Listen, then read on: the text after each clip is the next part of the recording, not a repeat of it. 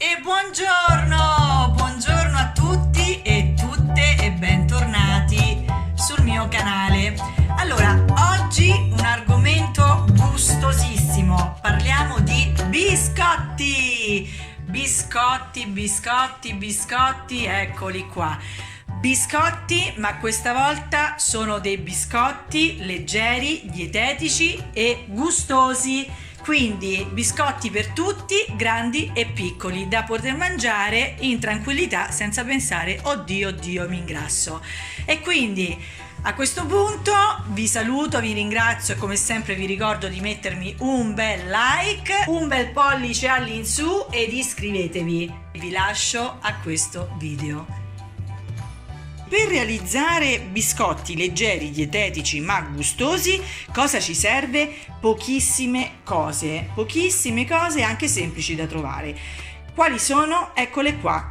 Allora, ci serve un bicchiere di vino, un bicchiere di olio di girasole, dello zucchero di canna, la farina, il lievito per dolci, della vanillina, se avete la vaniglia liquida fa lo stesso, e un arancio o anche un limone, questo a vostro piacere, chiaramente è biologico perché dobbiamo usare la buccia e quindi meglio un prodotto biologico. E questi sono i prodotti che vi occorrono per realizzare i biscotti. Come sempre prima mettiamo i liquidi, quindi mettiamo il vino, mettiamo l'olio di girasole, mettiamo il nostro zucchero, ecco qua, mettiamo il lievito, ne mettiamo circa la metà e poi mettiamo la nostra bustina di vanillina. Girate, cominciamo a girare. Io come sempre all'inizio mi aiuto sempre con la forchetta e poi dopo comincio a impastare con le mani. A questo punto aggiungiamo anche la nostra scorza di arancio che è stata grattugiata, continuate a mescolare e adesso piano piano andiamo ad incorporare la farina 00 e girate, continuate ad aggiungere la farina. Allora, io vi ho dato una quantità di farina, però la farina, anche perché bisogna vedere quanto liquido esattamente mettete, quindi se ne avete bisogno di un pochino di più non vi preoccupate, continuate a metterla finché non vedete che la consistenza arriva ad essere quella giusta. Allora, a questo punto, quando è più densa, la giriamo sul nostro piano di lavoro. Mettiamo un po' di farina sul piano di lavoro, ce la mettiamo qui di lato. Adesso cominciate ad impastare a mano, quindi poi dovete essere anche un po' voi in grado di capire quando l'impasto è pronto, però è semplice perché basta che non sia più appiccicoso e lo sentite elastico e asciutto, lo capite che è pronto. Quando è pronto mettiamo un altro pochino di farina sul piano e facciamo la nostra palletta, poi andiamo a chiuderla con la pellicola per farla lievitare. È pronta, la palletta è pronta, eccola qua, perfetta. Mettiamo un pochettino di farina sopra, la andiamo a coprire con la pellicola e dopo la pellicola andiamo a mettere il nostro canovaccio. Tempo di lievitazione mezz'ora circa. Sono passati 40 minuti e adesso andiamo a scoprire il nostro impasto. Eccolo qua.